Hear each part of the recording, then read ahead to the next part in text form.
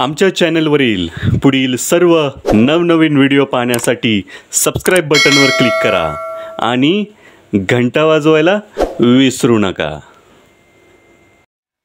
नमस्कार मंडळी, मी प्राध्यापक प्रल्हाद ननवरे आपल्या केपी मराठी फिल्म्स या यूट्यूब चॅनलवरती सर्वांचं सहर्ष स्वागत करतो। मित्रांनो, या व्हिडिओमध्ये आपण बघणार आहोत शेवाळ शेती, ज्याला इंग्रजीमध्ये म्हटलं जातं स्पिरुलिना फार्मिंग, याविषयी सगळी माहिती। मित्रांनो, असं म्हटलं जातं की कोणताही व्यवसाय करायचा असेल तर त्याला कष्टाशिवाय पर्याय नाही आहे आणि त्या व्यवसायातल्या सगळी संपूर्ण माहिती असणं अत्यंत आवश्यक आहे। जर काही तरुणांना असं वाटत असेल की शेवाळ शेती ही खरंच सोपी आहे किंवा लगेच व्यवसाय सुरू केला आणि लगेच तुम्हाला लाखो करोड रुपये मिळाले, तर तसं नाही। तर त्यासाठी ही व्हिडिओ संपूर्ण समजून घ्या। या व्हिडिओमध्ये या शेवाळ शेतीविषयी सगळी माहिती दिलेली आहे, पण खरंच खूप आदर्श माहिती या व्हिडिओमधून तुम्हाला मिळणार आहे। ही व्हिडिओ तुम्ही नक्की बघा। आमचा उद्देश एकच आहे की जास्तीत जास्त युवक तरुण नोकरीच्या मागे न लागता उद्योजक झाले पाहिजेत। यासाठी आम्ही अहोरात्र प्रयत्न करत आहोत आणि ह्या व्हिडिओ अशा प्रकारचेच व्हिडिओ आम्ही तुमच्यापर्यंत पोहोचवत आहोत। मित्रांनो, ही व्हिडिओ आवडली तर एक लाईक करा, जास्तीत जास्त युवकांपर्यंत ही व्हिडिओ शेअर करा, जेणेकरून प्रत्येकजण उद्योजक होण्यासाठी प्रेरित होईल, प्रोत्साहित होईल। आणि जर तुम्हाला काही शंका असतील या व्हिडिओबद्दल तर नक्की त्या कमेंट्सद्वारे कळवा, जेणेकरून पुढचे जे नवनवीन व्हिडिओ आहेत त्याच्यामध्ये आम्ही सुधारणा करणार आहोत।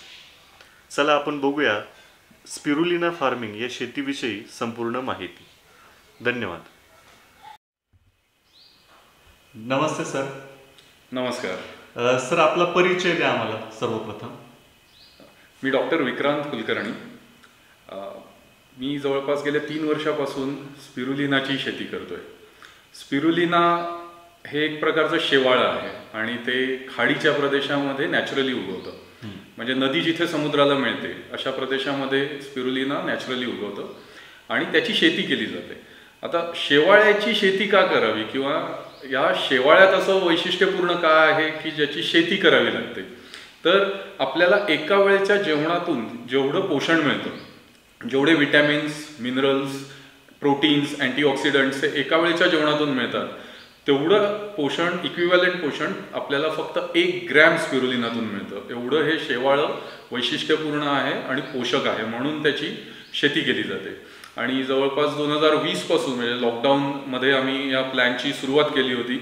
पहिल्यांदा प्लॅनिंग केलं, त्याच्यानंतर डिझायनिंगवर काम केलं, फायनान्सवर काम केलं आणि जवळपास 1 वर्ष पूर्ण प्लांटचं कन्स्ट्रक्शन व्हायला लागलं आणि त्यानंतर नोव्हेंबर 2021 पासून इथे आम्ही कमर्शियली शेवाळ्याची शेती करतोय। ओके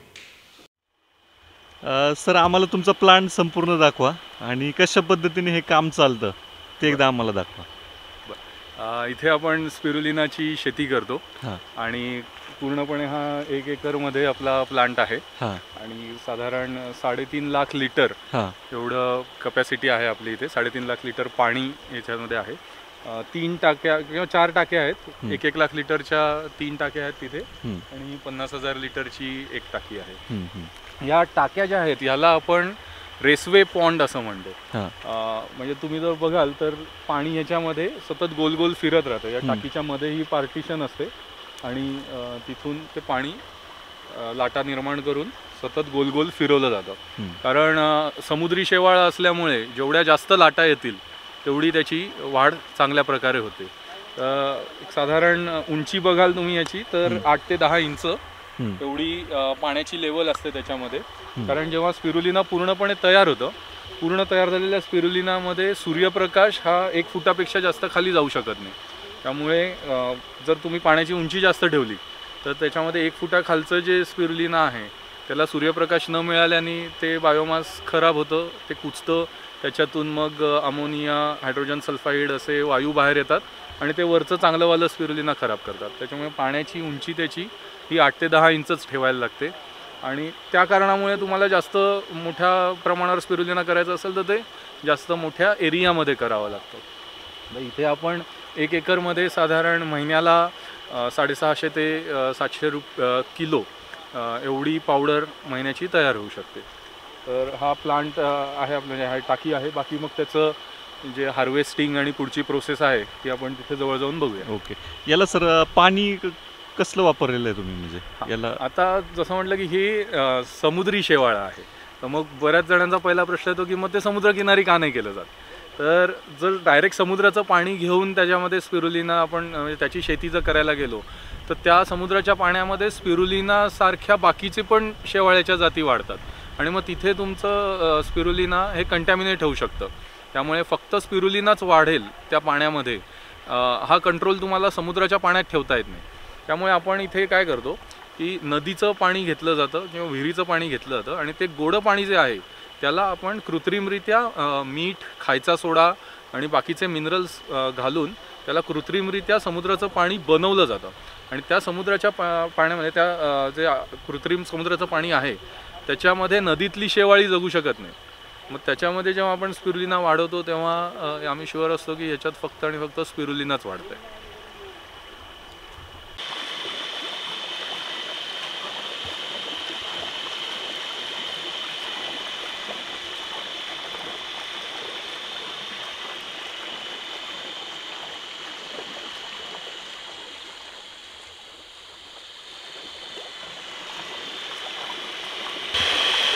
हा स्पिरुलिनाचा रेसवे पॉन्ड आहे आणि जसं मगाशी सांगितलं की जेवढ्या जास्त लाटा येतील तेवढी त्याची वाढ चांगली होते. तर त्या लाटा बनवण्यासाठी ही पेडल व्हील्स लावलेली आहेत आणि ही पेडल व्हील पूर्ण यातलं टाकीतलं जे पाणी आहे ते सतत ढवळत राहतात आणि ते पाणी जेवढं ढवळलं जाईल तेवढी स्पिरुलिनाची वाढ चांगली होत जाते. तयार झालेलं जे स्पिरुलिना आहे ते आपण अशा प्रकारे या प्लॅटफॉर्मवरती गाळून घेतो.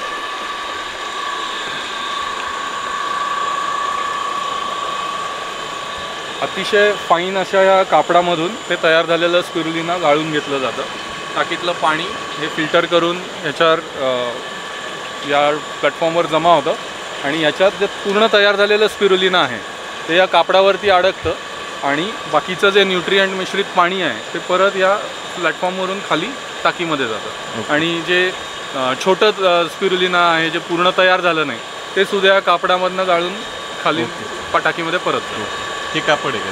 हां, हे त्याचं इथून ते कुठं आणि तयार झालेलं आम्हाला दाखव.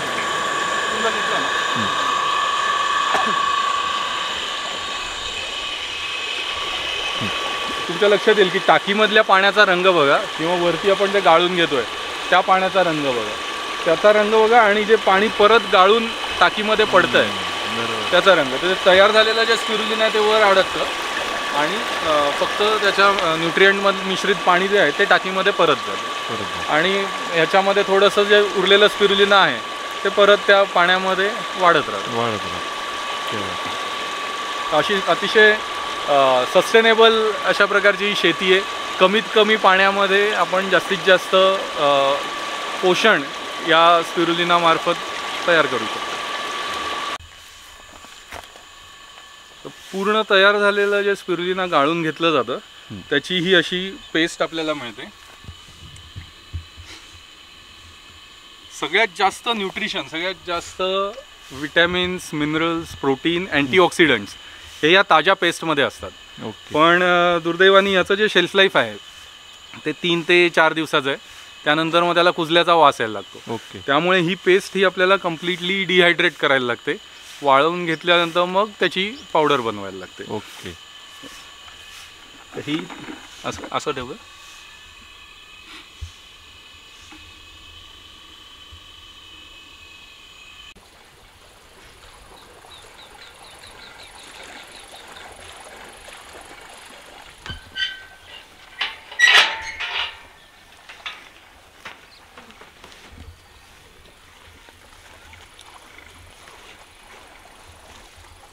ती जी आपण मगाशी बघितली गाळून घेतलेली जी पेस्ट होती स्पिरुलिनाची ती अशी शेडमध्ये वाळवली जाते. वाळवल्यानंतर त्याच्या अशा असे फ्लेक्स तयार होतात.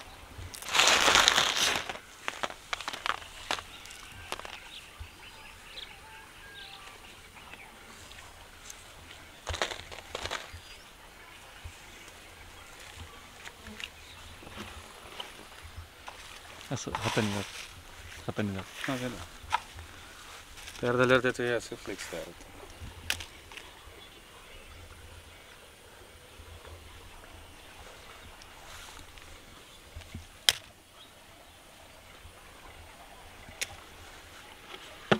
आपण कम्प्लिटली याचं ड्राइंग जे करतो ते इथे शेड ड्राइंग करतो आणि नॅचरल ड्राइंग आहे, कारण ओव्हनमध्ये किंवा स्प्रे ड्रायरिंग प्रोसेसनी जर केलं तर त्यातले जे डेलिकेट विटॅमिन्स आहेत ते नष्ट होऊ शकतात.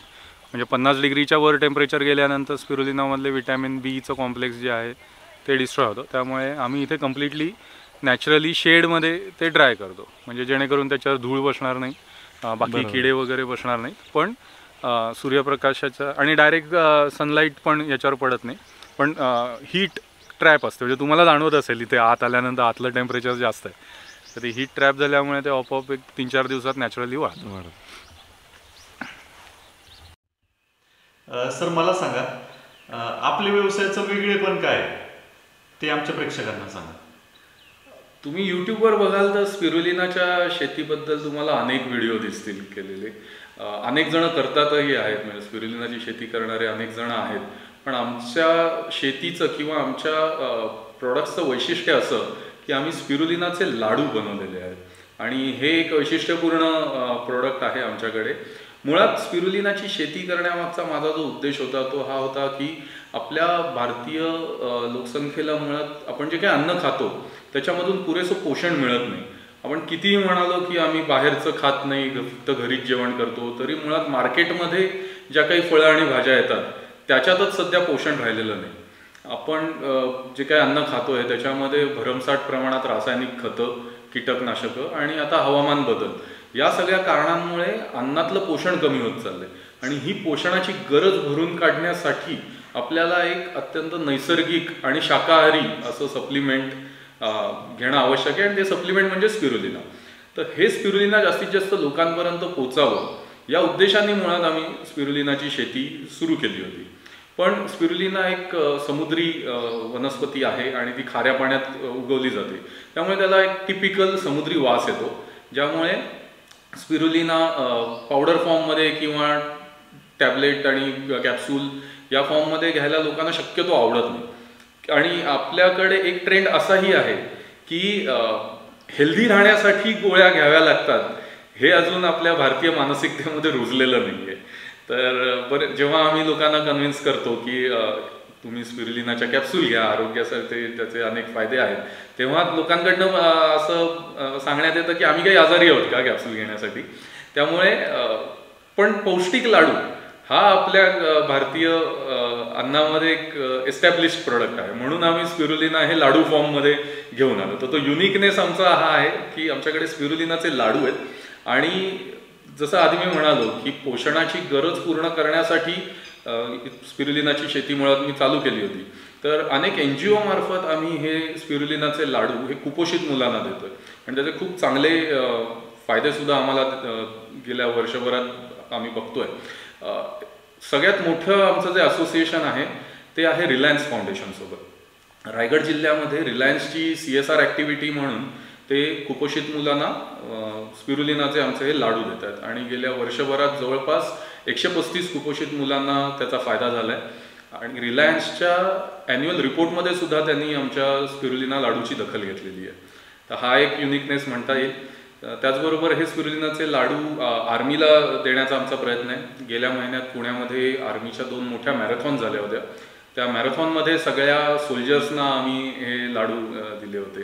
त्याचबरोबर अनेक खेळाडू जे किंवा त्याचबरोबर सायकलिंग करणारे ग्रुप, ट्रेकिंग करणारे ग्रुप यांना सुद्धा या लाडूचा खूप फायदा होतोय. माझ्या एका मित्राचा ग्रुप ते दरवर्षी 15 ऑगस्टला लडाखला सायकलिंगला जातात. तर त्याचा त्यांनी एक्सपिरियन्स इव्हन फेसबुकवर सुद्धा शेअर केला होता की लडाखला त्या अल्टिट्यूडला गेल्यानंतर श्वास घ्यायला जो त्रास होतो किंवा त्या अल्टिट्यूडला ॲक्लिमटाईज व्हायला जे 2-3 दिवस जातात, स्पिरुलिना घेतल्यानंतर शरीरातली किंवा रक्तातली हिमोग्लोबिनची लेवल एवढी वाढलेली असते की हवेतला कमी असलेला ऑक्सिजन सुद्धा तिकडे श्वास घ्यायला मदत होते. आणि तिथे गेल्यानंतर 2-3 दिवशीच ते लोक 100 किलोमीटर सायकलिंग चालू करतात. तर असे अनेक फायदे या स्पिरुलिना लाडूचे होत आहेत लोकांना. आणि युनिकनेस हाच म्हणता येईल की भारतीय लोकांना आवडेल अशा फॉर्ममध्ये आम्ही स्पिरुलिना घेऊन आलेलो आहे. स्पिरुलिना शेती करावी ही नक्की आयडिया तुम्हाला कशी काय आली?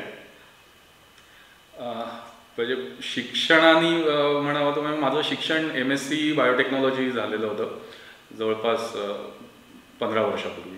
आणि MSc बायोटेक केल्यानंतर मी समुद्र विज्ञान या विषयामध्ये PhD करण्यासाठी नॅशनल इन्स्टिट्यूट ऑफ ओशनोग्राफी ही संस्था आहे गोव्याला, तर तिथून मी PhD केलं. आणि PhDचा आमचा जो विषय होता, म्हणजे आमच्या 6 जणांचा ग्रुप होता तिथे, तर ग्रुपचा विषय असा होता की समुद्रातली जी शेवाळी असतात त्याच्यापासून आपल्याला बायोडिझेल बनवता येईल का, या विषयावरती आम्ही संशोधन करत होतो. दुर्दैवाने आम्हाला भारतीय समुद्रामध्ये जी ही शेवाळी सापडतात त्याच्यातून तेवढं पोटेन्शियल मिळालं नाही की कमर्शियल स्केलवरती त्यातून बायोडिझेल बनवता येईल. त्यामुळे तो प्रोजेक्ट होता तो तिथे थांबला. आणि PhD करत असताना माझं त्या समुद्रविज्ञान संस्थेमध्ये स्कुबा डायव्हिंगचं सर्टिफिकेशन झालं होतं. तर अंडर वॉटर सर्वेज आम्ही करायचो. मुळात म्हणजे समुद्राखालून जाणाऱ्या ज्या पाईपलाईन्स असतात, केबल्स असतात किंवा जेट्टी येतात, तर त्याच्यासाठी समुद्राखाली जाऊन पाण्याखाली जाऊन आम्ही सर्वे करायचो. आणि ते सर्वे जे व्हायचे तो एका मोठ्या प्रोजेक्टचा भाग असायचा ज्याला एन्व्हायरमेंट इम्पॅक्ट असेसमेंट म्हणतात. कुठलीही मोठी डेव्हलपमेंट येणार असेल, इंडस्ट्री किंवा इन्फ्रास्ट्रक्चर, तर त्यांना सगळ्यात पहिला क्लिअरन्स किंवा पहिली परवानगी जी लागते ती पर्यावरण मंत्रालयाची लागते. त्या परवानगीशिवाय तुम्ही त्या साईटवरती गवतसुद्धा कापू शकत नाही. आणि ती पर्यावरण मंजुरी मिळण्यासाठी तुम्हाला एक रिपोर्ट बनवावा लागतो की त्या तुमच्या डेव्हलपमेंटचा तिथल्या पर्यावरणावर काय परिणाम होईल आणि तो परिणाम कमी करण्यासाठी तुम्ही काय काळजी घेतली पाहिजे. तर हे जे आमचे अंडर वॉटर डायव्हिंग सर्वेज जे चालायचे ते ह्या रिपोर्टसाठी चालायचे. आणि PhD संपल्यानंतर मग मी कम्प्लिटली त्याच फील्डमध्ये गेलो. जवळपास गेली 12-13 वर्ष मी पर्यावरण सल्लागार म्हणून काम करतोय, अजूनही करतोय. पण 2020चं कोरोनाचा काळ आला, लॉकडाऊन लागलं. लॉकडाऊनचे पहिले 2 महिने असे होते की वर्क फ्रॉम होम सुद्धा सुरू झालं नव्हतं. कम्प्लिटली आम्ही सगळे घरातच होतो. आणि कुठेतरी डोक्यात तो विचार चालू होता की ज्या विषयात आपण PhD केली आहे तर त्या रिलेटेड आपण काहीतरी काम करणं गरजेचं आहे. आणि मग तिथून या सगळ्या स्पिरुलिनाबद्दल आपण काम करूया ह्याचा विचार, प्लॅनिंग सुरू झालं. प्लॅनिंग झालं, डिझायनिंग सुरू झालं. मग आता फंडिंग कुठनं गोळा करायचं, तर त्याच काळात आत्मनिर्भर भारत योजना आली होती. त्यामुळे सरकारकडनं अतिशय इझिली फंड्स मिळत होते नवीन उद्योगासाठी. तर आत्मनिर्भर भारतच्या अंडर आम्ही या प्रोजेक्टसाठी MSMEचं फंडिंग घेतलं आणि 2020मध्ये हा प्रोजेक्ट सुरू केला. सर, ज्यावेळी हा व्यवसाय तुम्हाला सुरू करायचा होता त्यावेळी तुम्ही सुरुवातीला काय बदल केले तुमच्यामध्ये? सुरुवातीचे बदल म्हणण्यापेक्षा आधी मी एक नोकरी करणारा साधा मध्यमवर्गीय माणूस होतो. आणि अचानक आणि गेल्या कित्येक पिढ्यांमध्ये, म्हणजे मला जेवढ्या पिढ्या माहिती त्याच्यात आमच्याकडे कोणी व्यवसाय केलेला नाहीये. आणि सगळे टिपिकल मध्यमवर्गीय नोकरदार फॅमिलीतनं मी आहे. त्यामुळे सगळ्यात पहिले व्यवसाय करण्यासाठी आपल्याला जी काही तुमची विचाराची पद्धत आहे ती पहिले बदलणं गरजेचं आहे. तर म्हणजे दर महिन्याच्या 30 तारखेला जो मेसेज येतो की एवढी सॅलरी तुमच्या अकाउंटमध्ये पडली आहे, तर हा मेसेज याच्या पुढे येणार नाही हे पहिले स्वतःला समजवलं. हा सगळ्यात पहिला महत्त्वाचा बदल होता. आणि त्यानंतर जॉब जो करत होतो तिथे मॅनेजर लेवलला होतो, त्यामुळे एक टीम मॅनेज करायची किंवा तो अनुभव होताच. त्याचा वापर करून मग पुढे सगळं प्रोजेक्टचं प्लॅनिंग करण्यात आलं. ओके सर, ज्यावेळी तुम्ही हा व्यवसाय सुरू केला त्यावेळी काय वेगळे पण तुम्ही केलं की जेणेकरून हा व्यवसाय अजून चांगल्या पद्धतीने पुढे जाईल, असं काय वेगळे पण केलं तुम्ही? सगळ्यात पहिल्यापासून आम्ही ठरवलेलं होतं की स्पिरुलिनाची शेती हा एक व्यवसाय म्हणूनच करायचा आहे किंवा घरगुती लेवलवरती कुठेतरी घराच्या मागे अंगणात आपण करून बघू अशा प्रकारचं नव्हतं. त्यामुळे प्रॉपर प्लॅनिंग करून, प्रॉपर प्रोजेक्ट रिपोर्ट बनवून, सगळे इंजिनिअरिंग ड्रॉइंग्स त्याचे तयार करून आम्ही स्पिरुलिनाची शेती इथे चालू केलेली आहे. आणि तेच होतं की जर एखादा मोठा व्यवसाय करायचा आहे तर सगळ्यात पहिले सुरुवात असते की त्याला लागणाऱ्या परवानग्या. त्यामुळे स्पिरुलिनाची शेती ही ज्या कॅटेगरीत मोडते त्या कॅटेगरीला कुठल्या कुठल्या परवानग्या लागतात, त्याची सुरुवात म्हणजे कंपनी फॉर्म करण्यापासून सुरुवात. मग कंपनी बनवायची, कंपनीचं रजिस्ट्रेशन, तुमचा GST नंबर घेणं गरजेचं आहे, कारण तुमचा टर्नओव्हर तेवढा GST एवढा हो न हो, कंपनीचा GST आहे हे फार मॅटर करतं. त्यामुळे तुम्ही अगदी छोट्यातल्या छोटा व्यवसाय जरी सुरू केला तरी तुमचा GST नंबर असणं गरजेचं आहे. तर कंपनीचा GST नंबर घेणं, आणि त्याचबरोबर एक मोठा डिसिजन आम्ही घेतला की स्वतःचा ब्रँड आपण पहिल्यापासूनच एस्टॅब्लिश करूया. तर संजीवनी स्पिरुलिना हा ब्रँड आम्ही एस्टॅब्लिश केला आणि त्याचा ट्रेडमार्क घेतला. हा जो माझ्या टी शर्टवरती लोगो दिसतोय त्या संजीवनी स्पिरुलिनाचा आम्ही ट्रेडमार्क रजिस्ट्रेशनसाठी जवळपास 1.5 वर्ष लढलो. कारण संजीवनी हे नाव आरोग्य क्षेत्रामध्ये हे अतिशय कॉमन नाव आहे आणि ट्रेडमार्क म्हणजे तुमचा काहीतरी युनिकनेस असला पाहिजे तर तुम्हाला त्याचा ट्रेडमार्क मिळतो. तर संजीवनी या नावाचा ट्रेडमार्क आम्ही मिळवला आणि त्याच्याबद्दलची गोष्टसुद्धा मला सांगायला आवडेल की हा जो लोगो आहे, ट्रेडमार्क आम्हाला जो मिळाला तो लोगोचा मिळाला आहे. तो लोगो मुळात असा डिनोट करतो की तो जो आकार आहे, आयताकृती आकार, त्या आयताकृती टाक्यांमध्ये आम्ही स्पिरुलिना वाढवतो. त्याचबरोबर त्या लोगोमधले जे 2 रंग आहेत, एक निळा रंग आहे, एक हिरवा रंग आहे. तर तो निळा रंग जो आहे तो स्पिरुलिनामधलं जो पिगमेंट आहे फायकोसायनिन त्याचा रंग आहे आणि हिरवा रंग क्लोरोफिलचा रंग आहे. आणि तुम्ही जर का मायक्रोस्कोप खाली स्पिरुलिना बघितलं तर तुम्हाला ते स्पायरल आकाराचं दिसतं, म्हणजे स्प्रिंगच्या आकाराचं दिसतं. तर त्यात संजीवनीमधला जो DE आहे तो त्या स्पायरल आकारामध्ये घेतला आहे. तर ह्या लोगोच्या युनिकनेसमुळे आम्हाला संजीवनीचा ट्रेडमार्क मिळाला. तर ट्रेडमार्क घेणं हा सुद्धा एक म्हणजे विचार होता महत्त्वाचा, ज्याच्यामुळे मार्केटमधली बरीचशी कॉम्पिटिशन तुम्ही रोखू शकता. हे असे बरेच विचार करून त्यानंतर डिजिटल मार्केटिंगवरती आम्ही खूप भर देतो. आजही तुम्ही बघाल तर आम्ही सांगू शकतो अगदी ठामपणे की आमच्या एवढं स्पिरुलिनाबद्दल डिजिटल अवेअरनेस कोणीही केलेला नाही अख्ख्या भारतामध्ये. तुम्ही आमच्या कंपनीचं मोहोर सुपर फूड्सचं जर फेसबुक आणि इंस्टाग्राम पेज बघाल तर स्पिरुलिनाबद्दल अनेक चांगले पोस्ट आहेत, अनेक व्हिडिओज आम्ही रेग्युलरली पोस्ट करत असतो. त्याच्यामुळे डिजिटल मार्केटिंगवर सुद्धा बराच भर दिलेला आहे आणि काळाची गरज आहे ती कुठल्याही प्रोडक्टसाठी जी आजकाल डिजिटल मार्केटिंग करणं गरजेचं आहे. तर ह्या सगळ्या गोष्टी करत करत पुढे चाललोय. सर, मला आता असं विचारायचं आहे की हा जो व्यवसाय आहे, तुम्ही पुणे जिल्ह्यातील हा जो भोर तालुका आहे, वेल्हा तालुका आहे, अतिशय डोंगरी भाग आहे. मग या ठिकाणीच हा व्यवसाय सुरू करायचा हे कसं काय तुम्ही सुचलं किंवा काय ठरवलं नक्की, तुम्ही काय पाहिलं या भागामध्ये? जवळपास 17 साईट्स चेक केल्यानंतर आम्ही हे ठिकाण फायनल केलं स्पिरुलिनाच्या शेतीसाठी. स्पिरुलिनाची शेती जी आहे ती तुम्हाला प्रदूषणमुक्त भागामध्ये करणं फार गरजेचं आहे. कारण हे जे शेवाळं आहे ते पृथ्वीवर जमिनीवरती जी झाडं असतात त्या झाडांपेक्षा 16 पट जास्त वेगाने ते कार्बन डायऑक्साईड आणि बाकीचे वायू शोषून घेतं. त्याच्यामुळे जर शहराच्या जवळ किंवा प्रदूषित भागामध्ये तुम्ही स्पिरुलिनाची शेती चालू केली तर ते सगळ्या हवेतले प्रदूषण शोषून घेणार आणि तुमचं जे काही प्रोडक्ट तयार होणार आहे ते क्वालिटीवरती पास होऊ शकत नाही. त्याच्यामुळे स्पिरुलिनाची शेती ही शहरी भागापासून दूर असणं गरजेचं आहे. त्याचबरोबर ज्या पाण्यामध्ये तुम्ही स्पिरुलिना वाढवत आहे ते पाणी प्रदूषणमुक्त असणं फार गरजेचं आहे. त्यामुळे पुणे शहराच्या आजूबाजूचं जे काही नदीचं पाणी म्हणा किंवा इवन जलभूगर्भ जल म्हणतो आपण, बोरिंगचं पाणी, ते बऱ्यापैकी प्रदूषित झालेलं आहे लोकवस्तीमुळे म्हणा किंवा इंडस्ट्रीमुळे म्हणा. त्यामुळे असं लोकेशन शोधणं गरजेचं होतं जिथलं पाणीसुद्धा स्वच्छ आहे, प्रदूषणमुक्त आहे आणि हवासुद्धा प्रदूषणमुक्त आहे. तर हे लोकेशन या ठिकाणी आम्ही राजगडाच्या पायथ्याजवळ सिलेक्ट केलेलं. आपला पत्ता सांगा या प्रोजेक्टचा.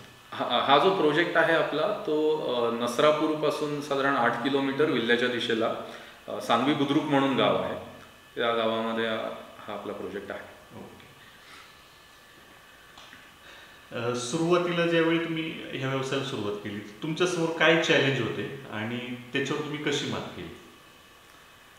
व्यवसाय म्हटलं की चॅलेंज हे आहेतच. म्हणजे तो असं नाही की व्यवसायाच्या फक्त सुरुवातीलाच चॅलेंज येतात. तुम्ही व्यवसायात पडला की तो जोपर्यंत व्यवसाय चालू आहे किंवा तुम्ही चालू आहात तोपर्यंत चॅलेंज हे येतच राहतात. आणि मुळात आम्ही जेव्हा ठरवलं की आता स्पिरुलिनाची शेती करूया तो काळ अख्ख्या जगासाठी चॅलेंजिंग होता. जेव्हा कोरोनामधनं आपण पहिल्या लाटेतनं जस्ट बाहेर निघत होतो, ऑक्टोबर 2020मध्ये आम्ही इथे पहिली कुदळ मारली असं म्हणूया किंवा भूमिपूजन केलं या प्लांटचं. आणि त्यानंतर कन्स्ट्रक्शन सुरू झालं होतं प्लांट टाक्या बांधणं आणि असं. आणि एक 3-4 महिन्यामध्ये कोरोनाची दुसरी लाट आली. आणि मला अजूनही आठवत आहे, म्हणजे 26 फेब्रुवारीची रात्र होती ती. न्यूजमध्ये दाखवत होते की लवकरच परत दुसरा लॉकडाऊन लागण्याची शक्यता आहे. एका रात्रीमध्ये इथे काम करणारे 40 कामगार त्यांचं सगळं सामान गुंडाळून निघून गेले. आणि एवढं सगळं कन्स्ट्रक्शन मटेरियल, स्टील, सिमेंटच्या गोण्या सगळं उघड्यावर पडलंय आणि हे सगळे 40 कामगार निघून गेले. आणि जो कॉन्ट्रॅक्टर होते त्यांनी सुद्धा समजवण्याचा खूप प्रयत्न केला त्यांना. पण सगळ्यांचं म्हणणं हेच होतं की कोरोनाच्या पहिल्या लॉकडाऊनच्या वेळेस आम्हाला कित्येक किलोमीटर चालत जावं लागलं होतं, तर जोपर्यंत गाड्या चालू आहेत तोपर्यंत आम्ही आमच्या घरीच होतो.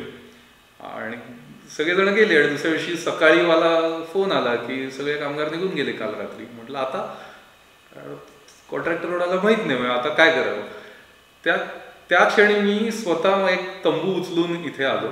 6 दिवस मी स्वतः इकडे वॉचमन म्हणून राहिलो. त्या 6 दिवसात एक कॉन्ट्रॅक्टर आजूबाजूच्या गावात जाऊन कुठे कामगार मिळतात का हे शोधून आले. आणि 40 जणांचं जे काम होतं ते 5 कामगारांवर कसं तरी आम्ही टुकूटुकू करत चालू ठेवलं. तर पहिला चॅलेंज हा इथे आला होता. आणि त्या प्रॉब्लेममुळे आणि नंतर तर मग 2 महिने पूर्णच लॉकडाऊन लागला. पण त्या कारणामुळे मग थोडं जे काही प्लॅनिंग होतं प्रोजेक्टचं ते डिले झालं. मग पावसाळा आला. त्यामुळे आमचं साधारण एप्रिल-मे 2021मध्ये जो प्रोडक्ट लॉन्च करण्याचा जो प्लॅन होता तो पूर्णपणे 6 महिन्यांनी डिले झाला. तो पहिला चॅलेंज इथे. आणि दुसरा महत्त्वाचा चॅलेंज आला की कोरोनाच्या दुसऱ्या लाटेनंतर स्टील आणि सिमेंटचे भाव जवळपास 200 पटीने म्हणजे 200% वाढले होते. त्यामुळे मार्केटिंगसाठी जो काही आमचा फंड आम्ही ठेवलेला होता तो पूर्णपणे स्टील आणि सिमेंटमध्ये वापरला गेला. आणि थोडं मार्केटिंग सुरुवातीच्या काळामध्ये मार्केटिंग करण्यासाठी फंड्स नसल्यामुळे प्रोजेक्टवरती त्याचा परिणाम झाला. पण मुळातच स्पिरुलिना हे प्रोडक्टच एवढं अमेझिंग आहे आणि गुणकारी आहे की एकदा का त्याचे रिझल्ट दिसले की माउथ पब्लिसिटीनेच आपोआप त्याचं मार्केटिंग होत राहतं. तर सुदैवाने आम्ही त्याच्यातनं बाहेर आलो लवकरच. बरोबर. सर, मला आता पुढचा प्रश्न विचारायचा आहे की जर कोणाला उद्योजक व्हायचं असेल या क्षेत्रामध्ये तर त्यांना तुम्ही काय सल्ला द्याल? उद्योजक होण्यासाठीचा सल्ला देण्यापेक्षा म्हणजे स्पिरुलिनामध्ये जर कोणाला उद्योग करायचा असेल तर पहिला सल्ला मी हा देईन की तुमचं मार्केट तुम्ही आधी व्यवस्थित एस्टॅब्लिश करा. कारण स्पिरुलिना ही अशी वनस्पती आहे किंवा हे असं प्रोडक्ट आहे आजही भारतामध्ये 10 पैकी 9 लोकांना याच्याबद्दल माहिती नाही. आणि मुळात शेवाळं खायचं ही कन्सेप्टच जरा आपल्याकडे लोकांना पटत नाही. कारण आपण म्हणतो शेवाळं एक तर ते गटारात येतं, डबक्यात येतं, मग ते खायचं कसं. पण मशरूम सारखंच आहे. मशरूम ही एक प्रकारची बुरशी आहे. बुरशी बुटावर येते, ब्रेडवर येते आणि त्यातली जी खाण्यालायक जी बुरशी आहे त्याची आपण शेती करतो. ज्याला बटन मशरूम म्हणा, ऑयस्टर मशरूम म्हणा, असे ते काही ठराविक जाती आहेत मशरूमच्या, त्याची शेती केली जाते. तसंच शेवाळ्यांमध्ये सुद्धा आहे. ठराविक काही जाती आहेत स्पिरुलिना, क्लोरेला, त्याची प्रॉपरली शेती केली जाते आणि त्याच्या आरोग्याला अनेक गुणकारी फायदे सुद्धा आहेत. पण लोकांना त्याच्याबद्दल फारसा अवेअरनेस नसल्यामुळे तुम्हाला या व्यवसायात जर यायचं असेल तर आधी त्याचं मार्केट व्यवस्थित डेव्हलप करा. त्यानंतर लोकांमध्ये अवेअरनेस त्याच्याबद्दल क्रिएट करा आणि मग स्पिरुलिनाचं तुम्ही प्रोडक्शन सुरू करू शकता. आणखीन एक महत्त्वाचा सल्ला मी बऱ्याच जणांना देऊ इच्छितो, कारण मला बऱ्याच जणांचे फोन येतात त्या संदर्भात. तो असा की यूट्यूब व्हिडिओवर दिसतं तेवढा हा प्रकार सोपा नाही आहे. त्याच्यामागे बरीचशी कॉम्प्लेक्स केमिस्ट्री इन्व्हॉल्व आहे. स्पिरुलिना तुम्ही पाण्यामध्ये टाकलं, त्याला काही खतं दिली की त्याचं ते वाढतं, नो डाऊट. पण वाढणारं शेवाळं जे आहे त्या टाकीतलं ते स्पिरुलिनाच आहे किंवा स्पिरुलिना सोडून दुसरं कुठलं शेवाळं त्याच्यात वाढत नाहीये, ही काळजी घेणं फार गरजेचं आहे. आणि त्याच्यासाठी तुम्हाला थोडंसं टेक्निकल नॉलेज असणं गरजेचं आहे. तर स्पिरुलिना या विषयाचं प्रॉपर ट्रेनिंग घेऊनच तुम्ही याचं प्रोडक्शन चालू करावं.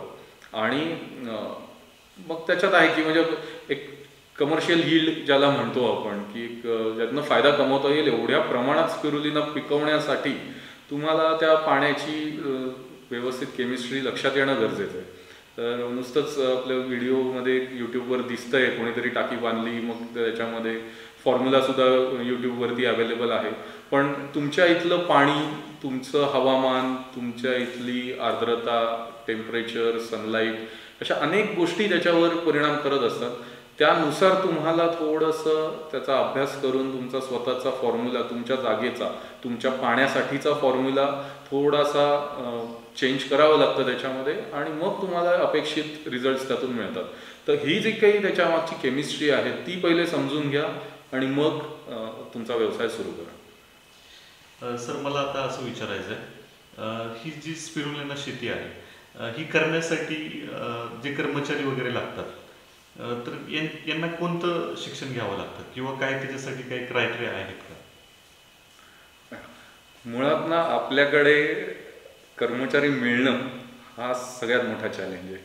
मला सुद्धा जवळपास 8 महिने लागले, एक विश्वासू कर्मचारी आपण ज्याला म्हणतो. नाहीतर लोक येतात, 4 दिवस काम करतात, 5व्या दिवशी निघून जातात. पण एक विश्वासू कर्मचारी मिळणं हा खूप मोठा चॅलेंज आहे. आपण एकीकडे म्हणतो देशात एवढी बेरोजगारी आहे, काम नाही, आणि मी फेसबुकवरती दर 2 दिवसांनी ॲड टाकत होतो की मग इकडे मला गरज आहे 2 लोकांची, पण 6 महिने मला कोणीच मिळालं नाही. तर हा विरोधाभास आहेच.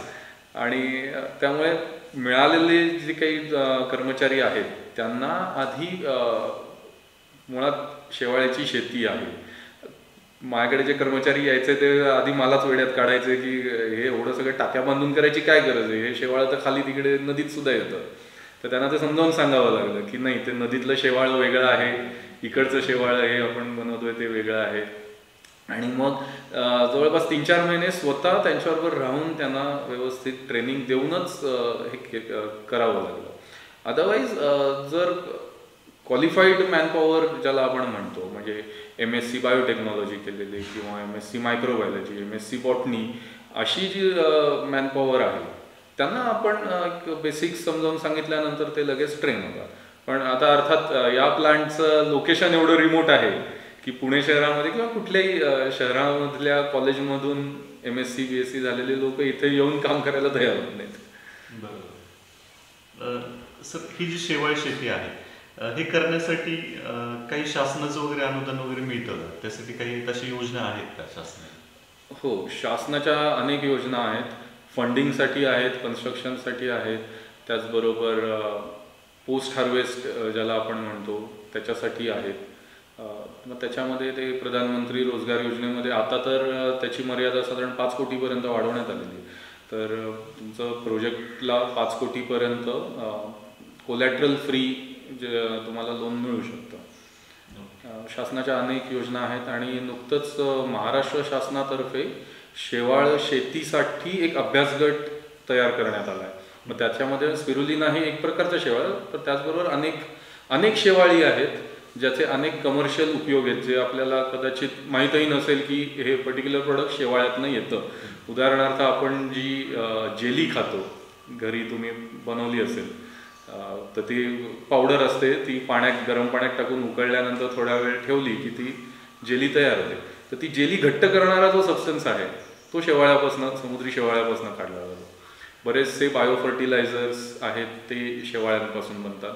बरेचसे कॉस्मेटिक्सचे प्रोडक्ट्स आहेत ते शेवाळ्यांपासून बनतात. तर शेवाळ्यांचे अनेक वापर इंडस्ट्रीयल स्केलवरती होत आहेत रेग्युलरली.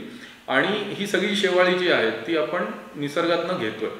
तर देव न करो पण काही हवामान बदलामुळे म्हणा किंवा सुनामीसारख्या दुर्घटनेमुळे जर ही सगळे शेवाळ्यांचा रिसोर्स नष्ट झाला तर ह्याच्यावरती आधारित ही सगळी मोठी इंडस्ट्री जी आहे त्याच्यावर परिणाम होऊ शकतो. म्हणून शासनातर्फे हा अभ्यासगट तयार करण्यात आला की या शेवाळ्यांची एक सस्टेनेबल शेती आपल्याला करता येईल का, जेणेकरून त्यातनं आपल्याला रेग्युलरली प्रोडक्शन घेता येईल. सर मला आता असं विचारायचं आहे की हा व्यवसाय ज्यावेळी तुम्ही सुरुवात केली तर त्यावेळी तुम्हाला मार्केटपर्यंत, ग्राहकांपर्यंत पोचण्यासाठी तुम्ही कसं मार्केटिंग केलं, काय स्ट्रॅटेजी वापरली? जसं मी आधी सांगितलं की मुळात आमची सुरुवातच लॉकडाऊनमध्ये झाली, तर डिजिटल मार्केटिंगशिवाय दुसरा पर्यायच नव्हता, कारण रस्त्यावर फिरायला परवानगी नव्हती. त्यामुळे आम्ही डिजिटल मार्केटिंगचा पुरेपूर वापर करून घेतला. फेसबुक, इंस्टाग्राम, लिंक्डइन, व्हॉट्सअप याच्या माध्यमातून आम्ही जास्तीत जास्त लोकांपर्यंत स्पिरुलिनाची माहिती पोचवायचा प्रयत्न करत होतो, अजूनही करतोच आहे. रेग्युलर आमच्या पोस्ट येत असतात आणि डिजिटल मार्केटिंग हे स्वतःच एक खूप खोल विषय आहे तो, म्हणजे आत्ता मी त्या विषयात एवढ्या खोलात जात नाही, पण एक प्रभावी माध्यम आहे जास्तीत जास्त लोकांपर्यंत पोचण्यासाठी आणि तुम्हाला हव्या असलेल्या ग्राहकापर्यंत पोचण्यासाठी. म्हणजे आज मी ठरवलं की मला फक्त पुणे आणि मुंबई शहरातल्या 35 ते 55 वयोगटातल्या महिना कमीत कमी 50,000 कमवणाऱ्या लोकांनाच माझी जाहिरात दाखवायची, तर ते मी दाखवू शकतो. पेपरमध्ये किंवा टी व्हीवर जाहिरात दिली तर ती कोणापर्यंत जाईल, कोण बघेल याच्यावर तुमचा कंट्रोल नाही आहे, पण डिजिटल मार्केटिंगमध्ये तो आहे. त्याच्यामुळे एक प्रभावी माध्यम आहे आणि त्याच्यातून आम्ही सुरुवात केली होती. जसं जसं लॉकडाऊन ओपन झालं, लोकांना म्हणजे बाहेर पडायची परवानगी मिळायला लागली, त्यानंतर आम्ही अशा लोकांना अप्रोच करायला लागलो की जे लोकांना इन्फ्लुएन्स करू शकतात किंवा लोक ज्यांच्याकडे एक विश्वासार्ह नजरेने बघतात. त्याच्यामध्ये मग डायटिशियन्स आहेत, न्यूट्रिशनिस्ट आहेत, स्पोर्ट्स ट्रेनर्स आहेत, फिटनेस ट्रेनर्स आहेत, योगा ट्रेनर्स आहेत. यांच्याकडे जाऊन आम्ही स्पिरुलिनाची माहिती द्यायला लागलो. बऱ्याच जणांचा फीडबॅक असा होता की आम्हाला आमच्या अभ्यासक्रमामध्ये स्पिरुलिना होतं. जेव्हा ते न्यूट्रिशनिस्ट आणि डायटिशियनचा कोर्स करत होते तेव्हा स्पिरुलिना त्यांच्या अभ्यासक्रमात होतं, स्पिरुलिनाचे फायदे त्यांना माहीत आहेत. पण एका ज्याला आपण रिलायबल सोर्स म्हणतो अशा ठिकाणाहून स्पिरुलिना घ्यायचं कुठून हेच आजपर्यंत माहीत नव्हतं. मार्केटमध्ये अनेक ब्रँड्स आहेत स्पिरुलिनाचे, पण त्याच्यामध्ये भेसळसुद्धा तेवढ्याच प्रमाणात होते. बऱ्याचशा स्पिरुलिना पावडरमध्ये पालकाची पावडर वाळवून घातली जाते, शेवग्याच्या पानांची पावडर वाळवून घातली जाते, आवळ्याची पावडर वाळवून घातली जाते. त्यामुळे एक प्युअर आणि ऑथेंटिक स्पिरुलिना कुठून मिळवायचं हा सोर्स माहीत नसल्यामुळे आम्ही आजपर्यंत लोकांना रेकमेंड करत नव्हतो. तर जेव्हा त्या लोकांबरोबर कोलॅबरेशन झाल्यानंतर बऱ्याच मोठ्या कस्टमर बेसपर्यंत आम्ही पोहोचू शकलो. सर मला सांगा, हा व्यवसाय तुम्ही सुरू केला, ह्या व्यवसायात किती वर्षानंतर तुम्ही यशस्वी झालात किंवा नक्की यशस्वी म्हणजे कधी होतो माणूस असं तुम्हाला वाटतं, आणि किती वेळ लागतो यशस्वी होण्यासाठी या व्यवसायात? बरं, यशस्वी ही तशी रिलेटिव्ह टर्म आहे. तुम्ही व्यवसायात तेव्हाच या जेव्हा तुमच्यात एक ती अमर्याद भूक असेल आणि सतत नवीन काहीतरी करत राहण्याची इच्छा असेल, सतत पुढे जाण्याची इच्छा असेल, तरच आपण व्यवसायात आलो असं म्हणू शकतो. पण एक रूढार्थाने ज्याला आपण यशस्वी म्हणू, म्हणजे ज्याला ब्रेक इव्हन आला असं म्हणू, जेवढा खर्च आपण प्लांट बनवण्यासाठी केला आहे तेवढा खर्च रिकवर झाल्यानंतर ओके आता आपण सेट झालो, यशस्वी झालो असं म्हणता येईल. तर एक साधारणपणे 3-4 वर्ष ह्या लागतात. कुठलाही व्यवसाय एस्टॅब्लिश व्हायला 3 वर्ष द्यावी असं एक साधारण गणित आहे. किंवा एक मारवाडी समाज जो आहे, जो व्यवसायामध्ये पिढ्यानपिढ्या आहे, तर माझे जे काही मारवाडी मित्र आहेत त्यांच्याकडनं मला असं सांगण्यात आलं होतं की आमच्याकडे एक म्हण की पहिले 1000 दिवस तुम्ही नफ्या तोट्याचा विचारच करायचा नसतो. पहिले 1000 दिवस फक्त आणि फक्त तुम्ही सस्टेन होण्यासाठी प्रयत्न करा, टिकून राहा. 1000 दिवस झाले की मग तुम्ही विचार करायला सुरू करा की इथून पुढे यशस्वी आपण होणार की नाही ते. त्यामुळे 1000 दिवस नुकतेच संपलेत, तर आपण असं म्हणू शकतो की ओके आम्ही सेट तर झालोय, आता इथून पुढे यशस्वी व्हायचा प्रवास चालू आहे. सर मला आता महत्त्वाचा प्रश्न विचारायचा आहे. स्पिरुलिना हा व्यवसाय करत असताना ग्राहकांना कसं फसवलं जातं असं तुम्हाला दिसतंय असं मार्केटमध्ये, तर तुम्ही प्रेक्षकांना काय सांगताल या शेतीबद्दल किंवा या प्रोडक्ट्सबद्दल?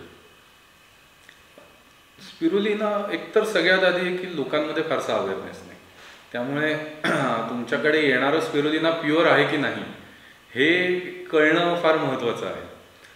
त्याच्यामध्ये 2 प्रकारे ग्राहकांची फसवणूक होऊ शकते. पहिलं म्हणजे स्पिरुलिना ही नॅचरली येणारी वनस्पती आहे, ती खाडीच्या प्रदेशामध्ये नॅचरली येते. तर तुमच्याकडे स्पिरुलिना म्हणून जे प्रोडक्ट येतं आहे ते असंच कोणीतरी खाडीमधनं गोळा करून आणलेलं शेवाळं आहे का डबक्यातनं गोळा करून आणलेलं शेवाळं आहे हे लक्षात घेणं गरजेचं आहे. आणि त्याचबरोबर स्पिरुलिनाची पावडर जी दिसते ती रंगांना म्हणजे पूर्णपणे हिरवी दिसते. तर त्याच्यामध्ये बरेचदा भेसळ म्हणून शेवग्याच्या पानाची पावडर मिक्स केली जाते, पालकाच्या पानांची पावडर मिक्स केली जाते. तर या 2 प्रकारे ग्राहकांची फसवणूक होऊ शकते. तर जे स्पिरुलिना घेऊ इच्छित आहेत किंवा रेग्युलरली घेत आहेत त्यांना मी असं सजेस्ट करेन की तुम्ही जे स्पिरुलिना घेताय ते FSSI रजिस्टर्ड प्लांटमधूनच घ्यावं. म्हणजे फूड सेफ्टी अथॉरिटी ऑफ इंडियानी ज्या प्लांटला रजिस्ट्रेशन दिलेलं आहे त्यांच्याकडून घ्यावं. म्हणजे तुमचं स्पिरुलिना हे पूर्णपणे ऑथेंटिक असतं, शुद्ध असतं आणि सुरक्षित असतं. सर बऱ्याच वेळा आपण यूट्यूबवरती असं बघतो की काही उद्योजक असतात स्पिरुलिना क्षेत्रातील की तो व्यवसाय सुरू केल्यानंतर लाखो रुपये महिन्याला कमवतात. तर हे खरंच लाखो रुपये त्यातून मिळतात का? काय अनुभव आहे तुमचा? मी सुद्धा बघितलेत ते व्हिडिओ. मला असं वाटतं की त्याचे थंबनेल्स जे येतात ना यूट्यूबवरती ते थोडेसे मिसलिडिंग आहेत किंवा लोकांनी तो व्हिडिओ बघावा, लोकांना अट्रॅक्ट करण्यासाठी बनवलेले ते थंबनेल्स आहेत. पण स्पिरुलिना शेतीचं जर एकंदरीत आपण व्यावसायिक गणित जर बघितलं तर 1 एकरमधनं 1 कोटी नफा वगैरे हे पूर्णपणे फसवे दावे आहेत असं मी म्हणेन. पण तुम्ही स्पिरुलिना ग्राहकांपर्यंत कुठल्या फॉर्ममध्ये पोचवताय ह्याच्यावरती ते सगळं गणित ठरतं. उदाहरणार्थ जर तुम्ही स्पिरुलिना फक्त प्युअर पावडर बनवताय आणि विकताय तर आज भारतामध्ये फक्त प्युअर पावडरचा जो रेट चालू आहे तो 600 ते 650 रुपये किलो हा रेट चालू आहे. आणि त्याचबरोबर दक्षिण भारतातले काही जे मोठे स्पिरुलिना उद्योजक आहेत ते अगदी 400 रुपये किलोनी सुद्धा स्पिरुलिना पावडर विकतात. त्यामुळे स्पिरुलिना पावडर 5,000 रुपये किलो, 3,000 रुपये किलो वगैरे जे काही दावे आहेत यूट्यूबवरती ते पूर्णपणे चुकीचे आहेत. स्पिरुलिना पावडरला 3,000 5,000 रुपये किलो हा रेट मिळत नाही. साधारण एक अतिशय चांगल्या क्वालिटीचं स्पिरुलिना पावडर जर तुम्ही बनवत असाल तर 600 ते 650 रुपये किलो हा त्याचा रेट चालू आहे.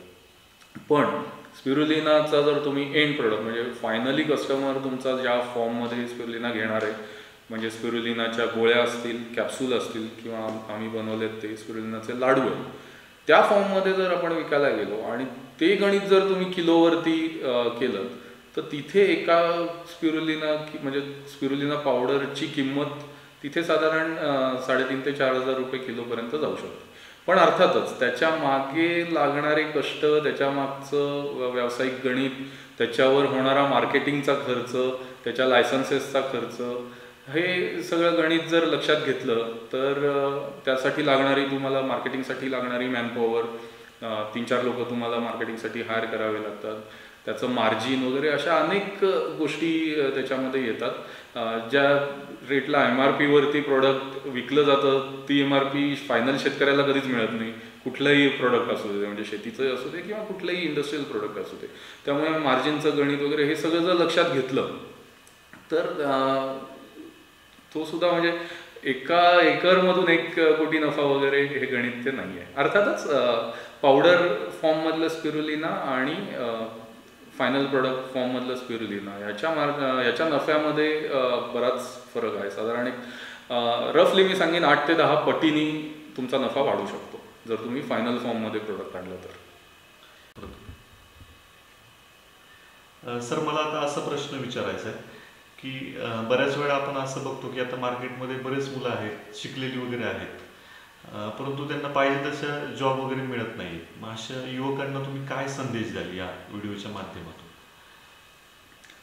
तुमच्याकडे जर शिक्षण, स्किल्स आणि कष्ट करायची तयारी असेल तर भारतासारखी सगळ्यात मोठी बाजारपेठ उपलब्ध असताना कोणी बेरोजगार राहू शकतं याच्यावर माझा तरी विश्वास बसत नाही. मी परत सांगतो, शिक्षण, स्किल आणि कष्ट करण्याची तयारी, या तिन्ही गोष्टी जर असतील तर आपला 140 कोटीचा देश आहे, एवढी मोठी बाजारपेठ आहे, करायला अनेक उद्योग आहेत. त्यामुळे बेरोजगार तुम्ही राहू शकत नाही जर खरोखर तुम्ही योग्य दिशेने प्रयत्न केलेत तर. मी नक्की सांगेन की सगळ्यात आधी आपलं स्किल काय आहे हे समजून घ्या, आपल्याला आवड कशात आहे हे समजून घ्या, त्याप्रमाणे आपल्या स्किलनुसार मार्केटमध्ये ग्राहकाला काय पाहिजे हे समजून घ्या, त्याचा अभ्यास करा आणि मग ते ग्राहकाला जी सर्व्हिस किंवा जे प्रोडक्ट गरजेचं आहे ते पुरवण्यासाठी आपल्याला आपण पूर्णपणे केपेबल आहोत का याचा विचार करा. नसू तर काय कमी पडतं आहे त्याचं शिक्षण घ्या आणि तुमचा व्यवसाय तुम्ही प्रोडक्ट किंवा सर्व्हिस दोन्ही प्रकारे सुरू करू शकता. सर मला आता असा प्रश्न विचारायचा आहे, बरेच प्रेक्षक आहेत की जे इच्छुक आहेत की ज्यांना असं स्पिरुलिना शेती किंवा ही शेवाळ शेती वगैरे करायची आहे किंवा त्याचं एक ट्रेनिंग वगैरे घ्यायचं आहे, तर अशी सुविधा सर कुठं मिळू शकते? आपण इथे या प्लांटवरती स्पिरुलिनाचं ट्रेनिंग घेतो. दर महिन्याच्या 2ऱ्या आणि 4थ्या शनिवारी प्लांटवरती पूर्ण दिवसाचं ट्रेनिंग असतं, ज्याच्यामध्ये स्पिरुलिना काय आहे इथपासून ते कसं विकावं पर्यंत सगळे टॉपिक्स त्याच्यामध्ये आपण कव्हर करतो. आणि त्याचबरोबर आपण त्यांना 1 वर्षाचं कंप्लीट सपोर्ट देतो की तुम्हाला स्पिरुलिना पूर्ण स्वतःचा प्लांट उभा करून जर त्याचं मार्केटिंग करायचं असेल तर त्याचा सपोर्ट देतो. काही जणांना आम्ही इव्हन टर्नकी प्रोजेक्ट ज्याला म्हणतो की त्यांची जागा आहे आणि त्यांना प्लांट बनवून हवा, तर आम्ही पूर्णपणे प्लांट तयारसुद्धा करून दिलेले आहेत. सर मला आता असं विचारायचं आहे की हा व्यवसाय करण्यासाठी काय काय गोष्टींची आवश्यकता लागते युवकांकडे किंवा ज्यांना करायचं आहे त्यांच्याकडे मिनिमम कोणत्या गोष्टी असल्या पाहिजेत हा व्यवसाय करण्यासाठी? मुळात मार्केटचं नॉलेज असणं गरजेचं आहे. सगळ्यात आधी तयार झालेलं स्पिरुलिना कुठे आणि कसं विकावं हे लक्षात येणं गरजेचं आहे. कारण स्पिरुलिना तयार करणं हे काही रॉकेट सायन्स नाही. एक 12वीच्या लेवलची केमिस्ट्री लक्षात आली की स्पिरुलिनाची शेती व्यवस्थित करता येते, पण तयार झालेलं स्पिरुलिना विकणं ही बाकी कला आहे. म्हणजे आजही माझा जो काही स्पिरुलिनाचा व्यवसाय चालू आहे त्याच्यामध्ये जेमतेम 5% वेळ, कष्ट आणि पैसा हा प्रोडक्शनवर जातो. उरलेले 95% वेळ, कष्ट आणि पैसा हा स्पिरुलिना विकण्यावर, त्याच्या मार्केटिंगवर जातो. त्यामुळे स्पिरुलिनाचं मार्केटिंग किती महत्त्वाचं आहे हे तुमच्या लक्षात येईल. त्यामुळे सगळ्यात पहिले स्पिरुलिनाचं मार्केट समजून घ्या. आपल्या आजूबाजूच्या एरियामध्ये आपण स्पिरुलिना विकू शकतोय का याचा अभ्यास करा. त्यानंतर एकदा तुम्हाला मार्केट एस्टॅब्लिश झालं की मग तुम्ही स्पिरुलिना प्लांट टाकण्याचा विचार करू शकता आणि मग प्रत्येकाने आपापल्या इन्व्हेस्टमेंटच्या तयारीनुसार ते टाकू शकतात. काही जण छोटा प्लांट टाकतात, 5 गुंठे 10 गुंठ्यांमध्ये केलेले प्लांट आहेत. माझा 1 एकरमध्ये केलेला आहे. त्याचबरोबर महाराष्ट्रात काही मोठे प्लांटसुद्धा आहेत. नागपूरला एक आहे, 15 एकरचा प्लांट आहे. भारतातला सगळ्यात मोठा प्लांट आहे तो 250 एकरचा प्लांट आहे. त्यामुळे आपली इन्व्हेस्टमेंट किती असू शकते त्यानुसार आपण करू शकतो. याच्यासाठी सर भांडवल वगैरे किती लागतं करायचं म्हणलं युवकांना? तेच आहे की तुम्हाला स्पिरुलिना कुठल्या फॉर्ममध्ये विकायचं आहे ह्याच्यावर ठरतं. प्युअर पावडर फॉर्ममध्ये जर तुम्ही विकायचं ठरवलं 1 एकरमध्ये, आपण एकरच्या ह्याच्यात जर गणित केलं तर साधारण तुम्हाला 25 ते 30 लाखापर्यंत खर्च आहे 1 एकरसाठी. प्युअर पावडर फॉर्ममध्ये करायला गेला तर. कॅप्सूल फॉर्ममध्ये किंवा लाडू फॉर्ममध्ये मग त्याचं लायसन्सेस, त्याचे मार्केटिंग आणि याचा खर्च तरी एक 60-65 लाखापर्यंत सहज जातो. बरोबर. आणि जर शून्यातून म्हणजे बाबा थोडं जर सुरुवात करायची असेल तर कितीपासून करता येऊ शकते? मग ते घरच्या घरी तुम्ही फिश टँकमध्ये सुद्धा करू शकता. येस, स्पिरुलिना काय शेवटी ते पाण्यामध्ये वाढतं. तुम्ही किती पाण्यामध्ये ते वाढवताय याच्यावरती त्याचं गणित आहे सगळं. त्याच्यामुळे घरी फिश टँकमध्ये सुद्धा करू शकता. माझे जे सुरुवातीचं जे कल्चर होतं ते आम्ही अझोला बेड्समध्ये चालू केलं होतं. म्हणजे 500 लिटरचे अझोला बेड्स घेऊन मग त्याच्यामध्ये कल्चरिंग आम्ही इथे चालू केलं. आणि मग ते जेव्हा सेट झालं, तो पाण्याचा फॉर्म्युला आणि हे सगळं जेव्हा फिक्स झालं आमचं, मग आम्ही मोठ्या ह्याच्यामध्ये केलं. युवकांना तुम्ही काय सांगाल की छोट्यामधून करा का डायरेक्ट मोठं करा, काय सांगाल? नाही, सुरुवात छोट्यापासूनच करावी. कारण तुमच्या इथलं जे पाणी आहे त्या पाण्याचं, कारण कुठल्याही पाण्याची स्वतःची एक केमिस्ट्री असते. पाण्याचा एक pH असतो, हार्डनेस असतो, TDS आहे, क्षार असतात पाण्यामध्ये. तर त्या पाण्यानुसार प्रत्येक एरियातला फॉर्म्युला हा आपल्याला थोडा वरखाली करावा लागतो. तो सिजनली सुद्धा वरखाली होतो. म्हणजे हिवाळ्यातला फॉर्म्युला वेगळा असतो, उन्हाळ्यातला वेगळा असतो. थंडीमध्ये स्पिरुलिनाची ग्रोथ थोडी कमी होते, उन्हाळ्यामध्ये चांगली होते. तर तो फॉर्म्युला वरखाली करावा लागतो. तर सुरुवातीला तुम्ही एक साधारण 500 ते 1000 लिटरच्या टँकमध्ये किंवा बेड्समध्ये सुरू करा, फॉर्म्युला सेट करा आणि मग मोठ्या लेवलला जा. आणि मग त्या छोट्या ह्याच्यातनं सुरू केलेलं जे स्पिरुलिना आहे ते विकून बघा, ते विकलं जात आहे का. मग याच्यातनं तुमचं मार्केटसुद्धा हळूहळू डेव्हलप होईल. आणि जेव्हा स्पिरुलिनाची शेती करायचा तुमचा प्लॅन आहे तर पॅरलली तुम्हाला त्याच्याबद्दल अवेअरनेस क्रिएट करणं सुद्धा तेवढंच महत्त्वाचं आहे. कारण हे प्रोडक्ट असं आहे की आपण जसं ते आठवडी बाजारात घेऊन नेलं आणि विकलं तर तसं कोणी येत नाही, किंवा कुठल्याही ग्राहक तुमच्या दारात येऊन ते विकत घेणार नाही. त्यामुळे याचा अवेअरनेस क्रिएट करणं सुद्धा फार महत्त्वाचं आहे. सर, खरंच खूप छान माहिती तुम्ही आमच्या प्रेक्षकांना दिली. तुमच्या कार्याला खऱ्या अर्थानं आम्ही सलाम करतो, कारण खूप एक युनिक आयडिया तुम्ही सुरू केली पुणे जिल्ह्यामध्ये. खूप चांगलं सर काम तुम्ही करताय, अवेअरनेस लोकांमध्ये करताय. आमच्या चॅनलच्या वतीनं आणि प्रेक्षकांच्या वतीनं तुम्हाला आम्ही पुढील वाटचालीसाठी शुभेच्छा देतो.